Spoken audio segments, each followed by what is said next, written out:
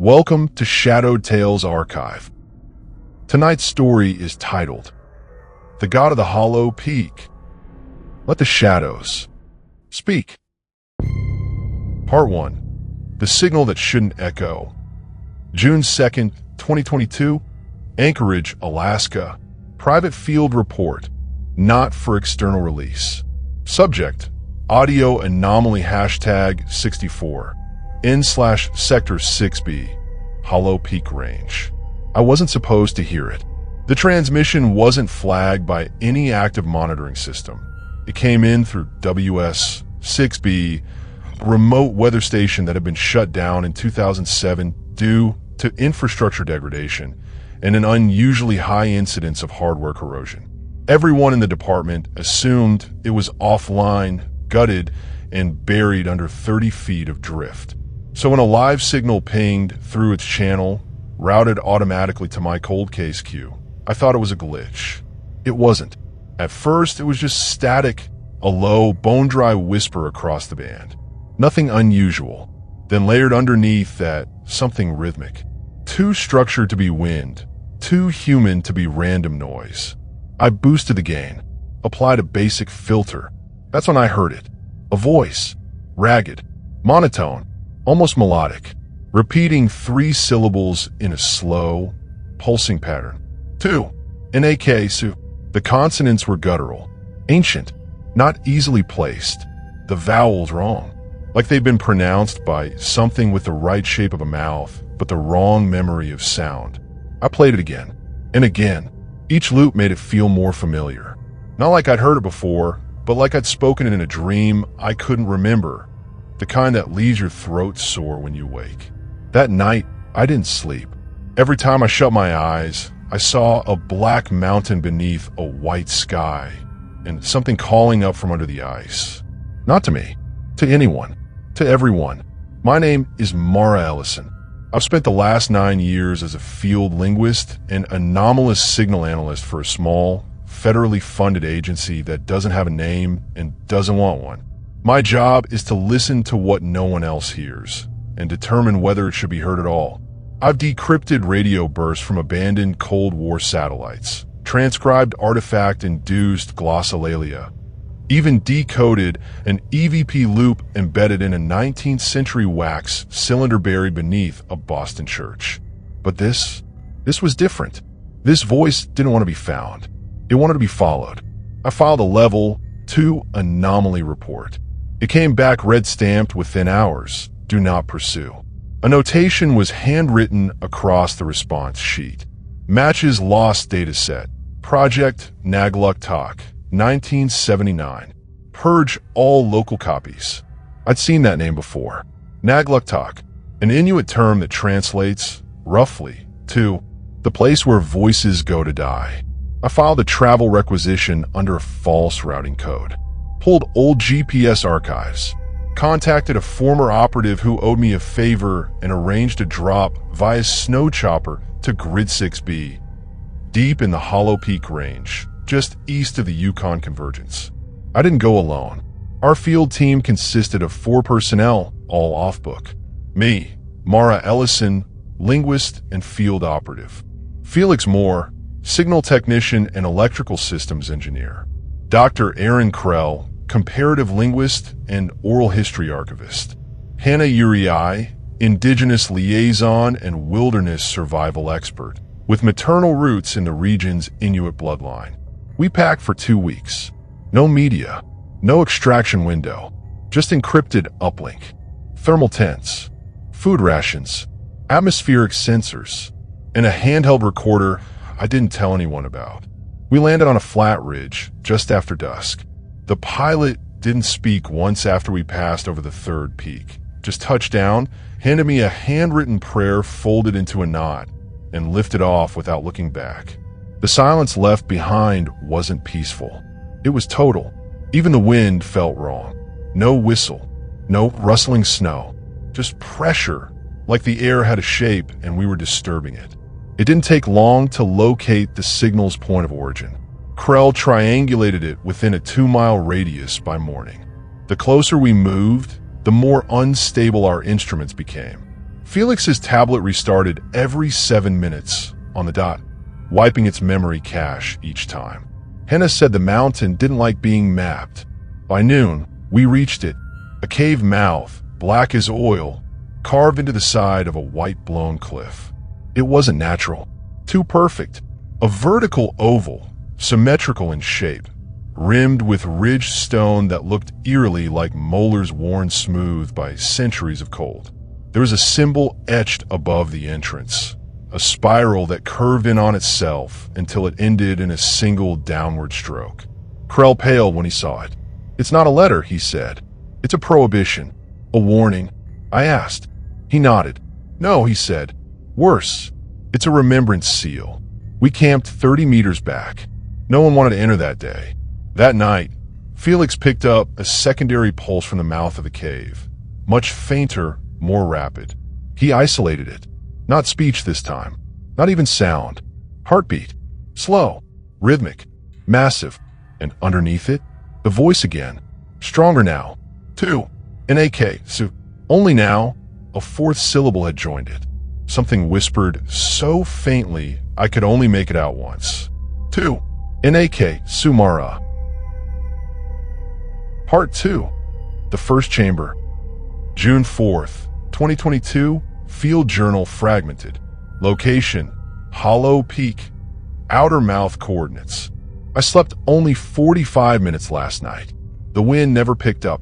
The barometer stayed flat. And yet, the tents creaked like they were being breathed on. Not shaken. Exhaled. At 3:12 a.m., I recorded a secondary signal bleed from the ridge. Unlike the previous pulse, this one didn't repeat. It surged once, 5 long tones, followed by silence. Then something new. A human voice. Not the voice from before. This one sounded close. Female. Panicked. It simply said, "Don't let it know your name." When I played it back, there was nothing there. We entered the cave at first light. Felix argued to set boundary tethers. A smart move. The magnetic field in the region was unstable. Krell warned us that anything digital might fail once inside. Hannah refused to carry comms at all. She said, "If it wants to be alone, we don't interrupt." We all brought headlamps, backup glow sticks, analog watches, and hard copy maps, which, ironically, we never got to use. Because the moment we crossed the threshold, time stopped meaning anything. The cave didn't look deep from the outside, but inside, the tunnel sloped downward and inward like a throat. The stone walls were smooth, ribbed with soft ridges that were almost organic in shape. I caught myself thinking they looked like pallet folds. The deeper we walked, the more the air changed. At first, the temperature dropped, as expected. Then it reversed. Half a kilometer in, I felt sweat collecting under my collar despite the freezing surface just outside. Felix tapped his sensor pad. This cave's 62 degrees Fahrenheit. That's biologically active. Then came the smell. Wet iron. Not rot. Not mold. Blood. We reached the first chamber an hour in. It opened into a vast hollow, a natural amphitheater of ice and bone. No exaggeration. Actual bone jutted out from the walls, calcified into the rock itself. Some resembled femurs, others unidentifiable. In the center of the chamber stood a monolith, 6 feet tall, obsidian black, pulsing faintly with a light that came from nowhere. And around it, 6 melted candles, long extinguished. 6. There were 4 of us. Krell began sketching the glyphs engraved into the base of the stone. I stood by, watching his pencil tremble. He muttered while he worked, not in English, not even in a language I recognized. "To an AK, Suhan, 2 hand. I put a hand on his shoulder. He jerked away. "Don't touch me," he snapped. He's trying to finish something. When I asked who, he just blinked, confused, like he didn't remember saying anything. We made camp inside the chamber that night. Not ideal, but safer than risking the shifting terrain outside. I couldn't sleep. None of us really did. Around 1 a.m., Hannah stood at the edge of the firelight, staring into the tunnel beyond the monolith. Her face pale, blank. I approached gently. "You okay?" She nodded, slow. I heard my grandmother's voice. On the radio? No, she said, eyes fixed ahead. She was humming. What did she say? Hannah turned to me, voice lower now. She said I should leave you here. The fire flickered violently. No wind. I checked the temperature again, 68 degrees Fahrenheit. Inside the ice. At 2:43 a.m., Felix shook me awake. His face was soaked in sweat. Mara, I need to tell you something. Something weird. I sat up. Okay, talk. He hesitated. I remember this place. You've been here. No, he said. That's the thing. I remember being buried here. Under ice. My face frozen. My mouth open. Screaming. His eyes watered. And I think that wasn't a memory. I think that was a rehearsal. I didn't ask more. I just noted it. A creeping suspicion had already started tightening in my chest. This place wasn't showing us things. It was rehearsing us. Over and over. At 4:19 a.m., Krell vanished. No noise. No light. Just gone. He'd been inside his tent only 30 feet from the rest of us. Felix checked footprints. Hannah swept the chamber with her infrared scanner. Nothing. No disturbance in the snow. Just the monolith, which now pulsed slightly faster. That morning, we noticed something else. There were 6 candles again, all fresh. None of us lit them. I found something strange buried near the wall while clearing space for equipment. A fragment of metal lodged in a fossilized bone socket. It was a rusted compass, engraved with an old, scratched name barely legible under frost. J.M. Heron, 1876. I didn't recognize the name, but the date. It matched an entry in the declassified 1979 Nagluktak archive I read before the trip. The final diary of an explorer found frozen with no eyes and a melted tongue, the pages around him soaked in wax. That explorer had written one final line before succumbing. The mountain doesn't remember you. You remember the mountain. That's the trap. That night we heard breathing. Not human, not animal. Below us. Heavy. Patterned. Felix asked what it sounded like to me. I said it reminded me of a sleeping lung. He said it reminded him of someone waiting for his name. Part 3. The Mouth Without a Voice. June 5th, 2022, audio log fragment. Timestamp, unknown. Recovered from device ME/4. Transcription subject, M. Ellison. I don't know how long I was gone. I stepped outside the chamber just to breathe. Just for a minute. And when I came back, it was night again or day. Hard to tell in this place. Felix was gone. Hannah's tent was empty. The monolith no longer pulsed. Instead, it breathed, a slow inflation and deflation, like it had lungs beneath the stone. And, standing in front of it, was Krell. He turned slowly, eyes vacant, mouth twitching. He looked at me like I was someone else. "You're not her," he whispered. "Krell," I said. "Where the hell have you been?" "In a name." He smiled. He let me try one on. Then, as if he realized what he'd said, his face cracked with panic. He stumbled backward. His mouth moved, but no sound came out. His throat bulged like something was trying to climb out from inside. I reached for him, but the moment my fingers touched his coat, his entire body collapsed into itself. Not exploded, not crumbled, just folded like cloth. Gone. A long breath exhaled from behind me. I turned. There was no one. Only the monolith. Still, waiting. We're not supposed to touch them. Later, back in my tent, I opened a notebook again, the one I'd started logging during the flight up. Some of the pages were blank. Others weren't written by me. I flipped toward the middle and froze. There, scrawled in old black ink, dated 1877. June 5th, we found a circle of bone wrapped in wax. Hiram says it's a seal, but I know better. It's not keeping something in. It's keeping memory out. It doesn't want to be remembered. That's how it survives. Sign below. J.M. Heron. The same name etched on the rusted compass. I turned the page. Another entry. They buried the mouth under stone and story. Called it sacred. Called a metaphor. But it's not a myth. It's a mouth. Waiting. Its hunger is simple. narrative. It eats names, rearranges them. It does not kill. It rewrites. The pages were wet with wax. Still, I could smell the faint burn of ancient candles. I woke later to the sound of teeth chattering. Not mine. Rhythmic. Crisp.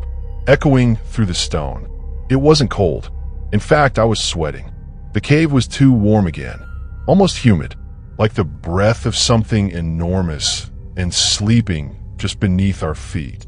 At 3:17 a.m., I heard Felix screaming.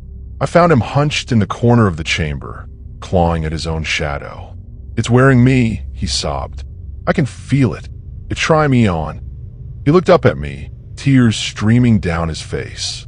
"Mara, do you remember your father?" I froze. "What? You talk about him." "But I was listening to the logs last night. You've never mentioned your father. Not once. Not in any of the recordings." He shook his head, trembling. "I think it's giving us memories. Borrowed ones. Filling the gaps while it rearranges who we are." Then, whispering, "I don't think I'm Felix anymore." He tried to destroy the recorder. I stopped him. Later, I went back to the monolith. I stood alone, surrounded by the extinguished candles.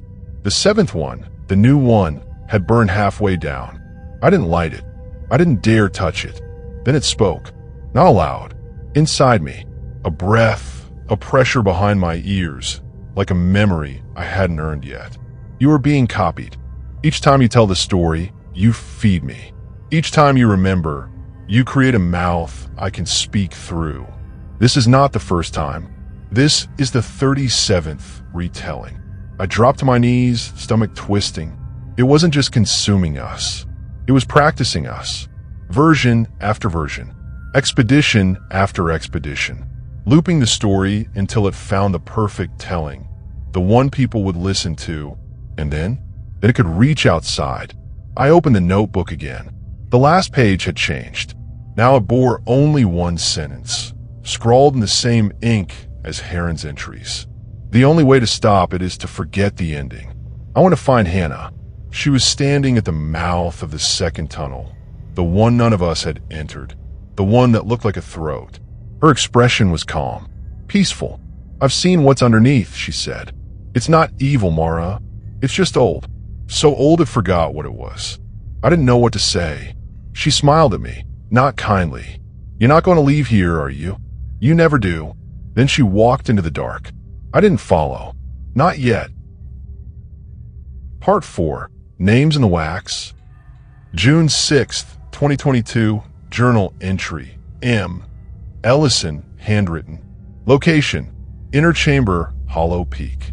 Status. Unverified time / memory collapse likely. I found the rest of the journal. Heron's. It wasn't buried. It was placed. Nestled inside a hollow cavity in the rock behind the monolith, sealed with a thick layer of wax. I found it by accident while tracing the spiral groove beneath the altar, a path my fingers followed before my thoughts did. The wax cracked under my touch. It bled scent, hot metal, burnt cloth, old skin. Inside, 64 pages of cramped script in shaking, deliberate ink. The first line, "If you are reading this, you're already inside it." His entries starred in 1876. Heron was a mapmaker and unofficial ethnographer attached to a British-funded Arctic expedition. He was tasked with documenting non-Christian myths of northern tribes, particularly death-avoiding spirits. But he never made it to the village. His guide disappeared during a whiteout. The next entry places him at the foot of a black peak, not listed on any chart. He camped alone. He heard a voice, the same phrase, "To an AK Sioux." At first, he thought it was wind, then breath, then song. He wrote of dreams not his own, being born, being buried, being called by dozens of different names across dozens of centuries. He began to forget which of them were his. Then came this. "I believe I may have left this cave once before and returned, but I no longer know which came first, the memory of escape or the escape from memory." The entries grow less coherent after that. Whole pages repeat lines and spirals. "I'm being narrated. I am being rehearsed. The story is adjusting for resonance. He describes seeing duplicates of himself, flickers of his body at the corner of his vision, then multiple copies of his own journal, each with slight variations. Different names, slightly altered sequences of events. Eventually, he writes, "Tuanekesu doesn't kill. It edits. It corrects, refines, improves, until you are the right version." I flipped to the back cover. A single note scratched into the wax lining in blood-dark ink. "Do not finish this sentence."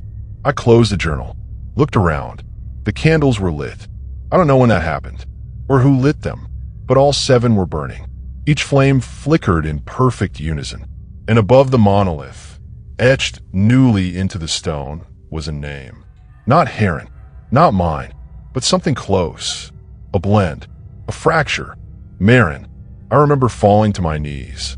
I remember my mouth moving on its own. I whispered something. A name, maybe. Then something behind my teeth twisted. A sensation like a string being pulled backward through my throat. I woke up inside the tent. Again, sunlight leaked through the canvas. My watch read, June 6th, 2023. A full year ahead. Felix was sitting by the fire, humming tunelessly. I ran to him, shouting, "What happened to Krell? To Hannah? To last night?" He looked up, blinking slowly. "Mara, you're not supposed to be here." "What?" He stood, his voice flat. "We already told your version."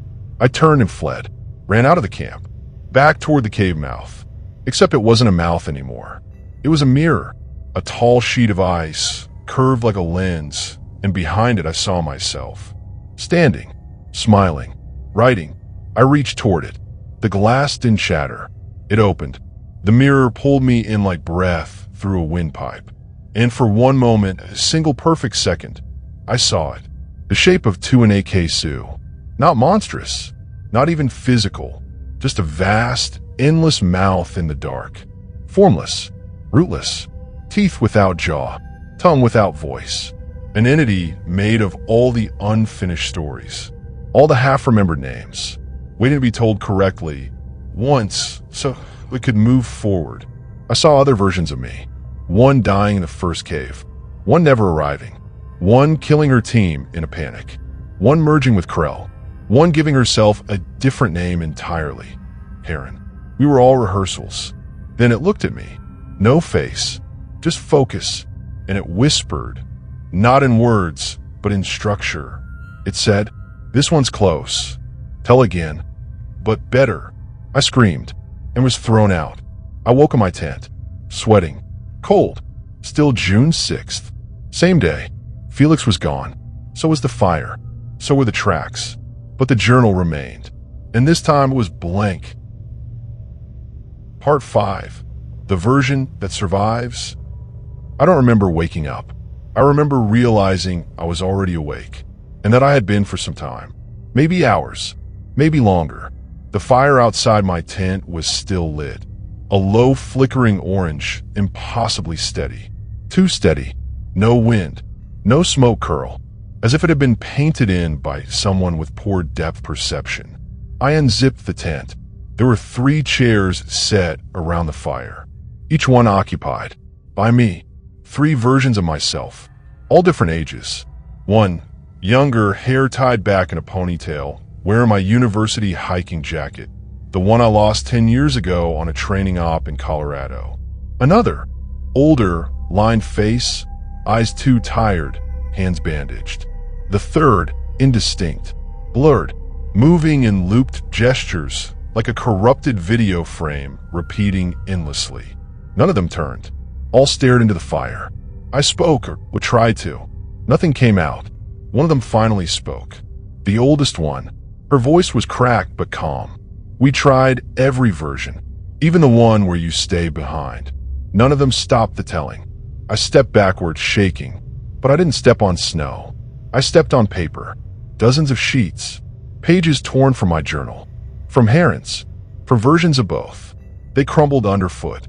Some were blank. Others filled with lines I didn't write. Mara sees the fire. Mara counts 3 selves. She does not yet remember she is the 4th. I screamed. The blurred one turned to look at me, its face still smeared, impossible to focus on, like it existed between frames. It mouthed something. I recognized the shape of the words. It said, "Don't finish this sentence." Then I was alone. Again, I ran, not toward the cave, away, but it didn't matter. The snow looped. Every direction led back to the fire, the tent, the monolith. The mountain wasn't a place anymore. It was a script, and I was just a faulty read-through. I stopped trying to escape. Instead, I started searching within. That's when I found the third tunnel, the one on the map showed, the one that wasn't dug, but remembered. It was warm, wet, shaped like a throat, no surprise there. The stone walls glistened, as if alive, lined with faint carvings that moved when I didn't look directly at them. They breathed. Words breathed. Names breathed. Every step echoed, not outward, but inward, as if sound traveled not in air, but back into me. At the end of the tunnel was a door. Not wood, not metal. Wax. Thick. Red. Layered in drips. Like a candle had bled vertically for centuries. At its center, pressed into the wax, was a single human tooth. I recognized it. My molar. Upper left. I lost it when I was 16. My hand reached for it. I didn't tell it to. The wax was warm. It pulsed beneath my fingertips. And then, it opened. Beyond the wax door was nothing. A void. Black, yes, but not empty. Primed. Waiting. Like a page. And then, words began to write themselves across it. Not on the walls. Not on the ground. In the air. Lines of narration. Paragraphs forming like breath on glass. She stepped through, not knowing if she was real or not. The mountain does not need her to be real, only consistent. I walked forward. I didn't feel the ground anymore. Only motion, only unfolding. And then voice. You are the 38th, the cleanest iteration. You have the most resonance. You contain the correct fragments. You saw the 3 chairs. You asked the right question. You walked backward. You are almost readable. I screamed. It echoed, not in sound but in print. The void filled with my own scream, transcribed. Thousands of lines of it. Then silence. And then, one final question appeared. Would you like to be the version that survives? Yes. No. I didn't answer, because I realized it doesn't need me to. It already knows. It has already told this. And it will again. June 9th, 2022, Anchorage. A search and recovery team pulled my unconscious body from frozen ledge 6 miles from Hollow Peak's last mapped coordinate. No tent, no gear, no other bodies found. Just a single journal, undated. Every page was blank, except the first, which read, "This is the 39th telling. Tell it better." Part 6. The hollow that echoes forever. Unknown date. Recovered tape. Voice transcript believed to be Agent M. Ellison. Location. Warning. Transcript degrades after 47% completion. Recovered segments presented below. If you're hearing this, I'm sorry. I know that means it's too late. The worst part is, I don't even know if I'm me anymore. I think I'm a version. A cleaner draft. A name that worked better in your mouth. Pause, static crackle. I've read the ending so many times now that it doesn't feel like mine. Sometimes I wonder if I ever went to the mountain at all, or if that part was written for me by something else. But the feeling never goes away, that heaviness in your chest like someone else's memory is sitting behind your eyes. That's how it starts. Not with possession, with familiarity, long silence. To an AK Sioux doesn't want worship. It doesn't want blood. It wants to be told. That's how it crosses over. Not through portals. Through paragraphs. Every version of the story you read, that I told, it learns from, refines, adjusts, like a virus evolving with each repetition. You're probably asking the same question I asked myself 100 times. Why us? Why me? Why do we remember it when others don't? Sharp inhale. Because we're the readers.